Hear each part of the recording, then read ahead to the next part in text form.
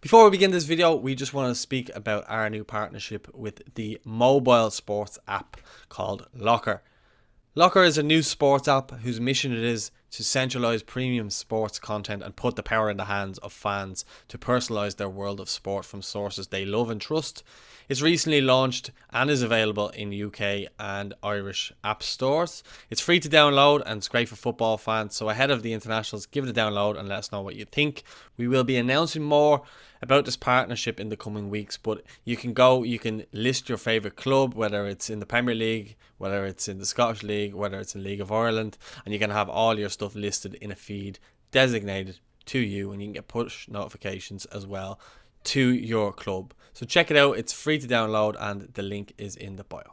Hello, welcome to Irish Football Fan TV. We're here at the Aviva Stadium for the FIFA 23 launch. I'm here joined by Shell's defender Luke Byrne after I suppose a win that was coming and wanted for a while over Bows into the semi-final of the FAI Cup, or the extra IE FAI Cup if you want to call it that. It's been a good week for Shells and it's been a good season to date so far.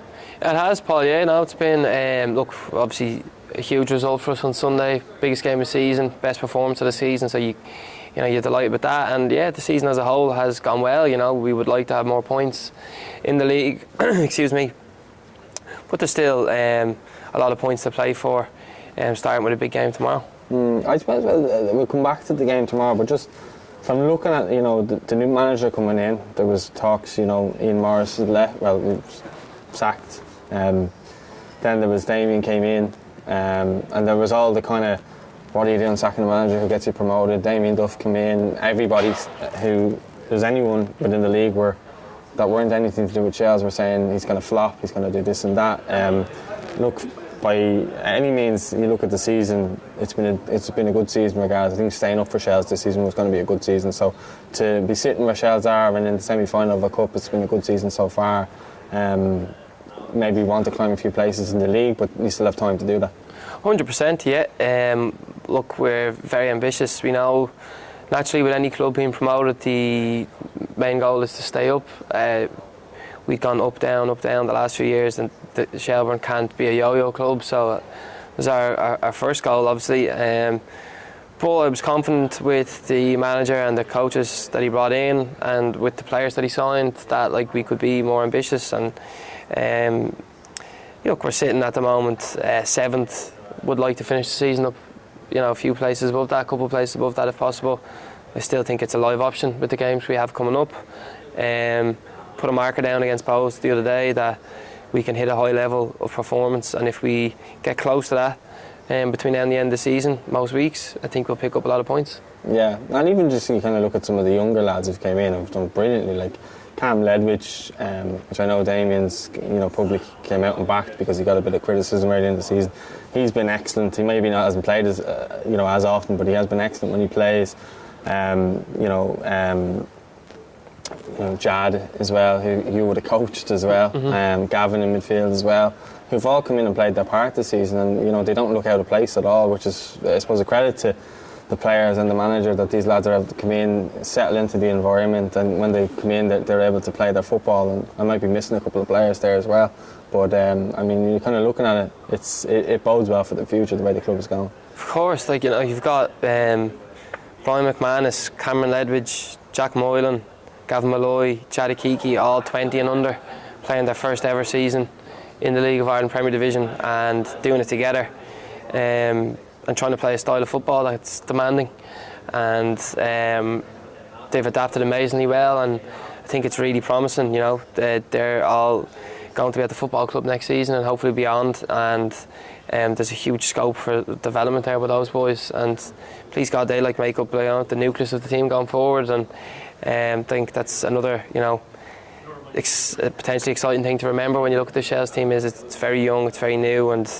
at the rate that the lads are developing individually, bodes well. Yeah, and you're a good pal, Sean Boyd, on a new contract there as well. A lot of players have signed new contracts as well recently. You mentioned kind of Jack there as well, and I suppose the link between the two of them has been excellent as well. And you know, even the goals that they scored the other day against Bowes were top class in my opinion. Yeah, the two of them have struck up a great partnership. You know, Jack likes to play off the front a little bit. He likes to roam. Maybe more of a dribbler, more of a midfield player probably, but he's done a great job kind of playing as a second striker, whereas Boydie is your old-fashioned number 9 who wants to rough people up, attack the ball, get in the box and have crosses fed to him. So they've developed over the season as a pair. The two of them are having, you know, the best seasons of their career individually. It's definitely Sean's. And they've both signed new contracts, so look, delighted for the two of them, delighted that they're doing so well, but I think there's actually, you know, there's a few more gears left in both of them really. And we actually didn't even mention Shane Farrell in there, who's been excellent this season as well. So there's just so many players, you know. Connor Kane was doing so well up until his injury, but in terms of momentum and going and finishing the season, I suppose Shells are in a good healthy position now to, you know, anything from here would be a bonus, you know, to finish the season. I think any fan start the season would have said, look, if we can stay up and look to build in next season. But, you know, the potential of actually playing here in the final is actually a realistic opportunity. Of course it is, you know, it's about one game away, very difficult game, away to a dangerous team, but like 90 minutes away from the biggest game of Irish football. That's a huge opportunity.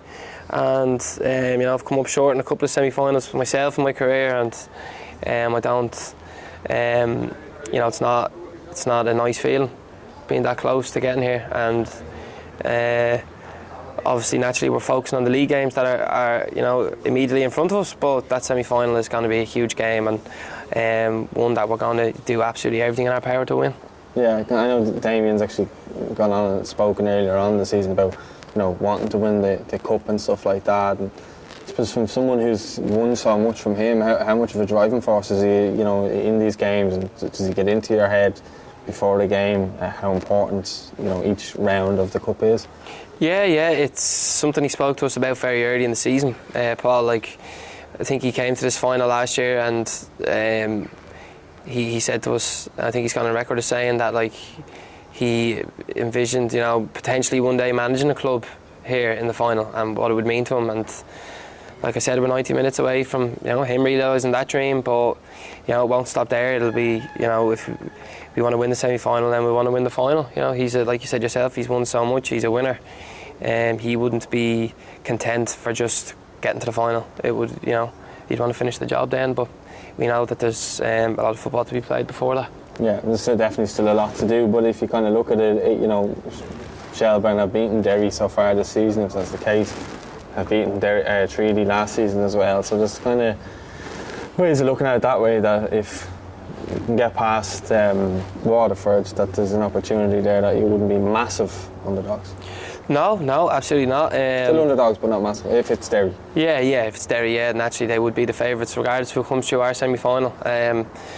But like you said, you know, we went up there and beat them. They beat us last week in Tolka with you know, the ball hits me on the hip in the 90th minute. Wrong foot's our goalkeeper. You know, not much in the game. And the other game in Tolka earlier this year was, you know, I think they won it in the 78th minute again. Not much in the game, so it's not like they've outclassed us in the games we played against them. But you know, it would be unfair to dismiss Treaty. They've, you know, just beaten UCD 3-0 at home. It's a fantastic win against a team who was in a bit of form.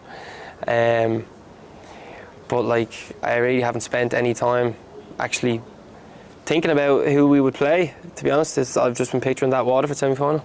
Yeah, well, you're right to as well. As don't let anything else or any other background noise get in your way. But just I'm looking at it from your point of view. You've played a lot of football.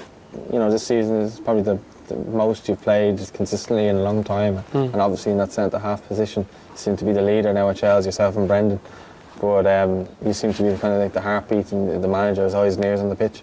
Yeah, it's the most games I've ever played in my career. I've missed one game this season, that was against Sligo, and that was kind of more so resting me for the cup game. You know, had the cup game in that week I would have played, so it was nothing serious. Just, you know, minding the body, I suppose, at this stage of the season. But put a lot of it down to, you know, an amazing strength and conditioning coach that we have, Mero. Top man, absolute best in class. Keep Brown, our physio, you know, yeah, absolutely. Like, he's there for me no matter what I need from him when I need him.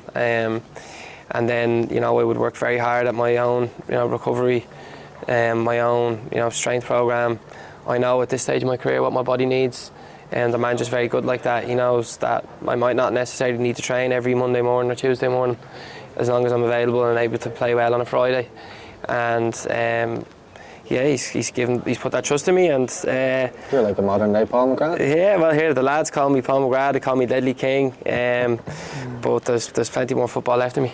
Well, that's good to hear. We'll end it on that note, Luke. Listen, best luck for the rest of the season. Thank you, Paul. Top man. Legends. Hopefully.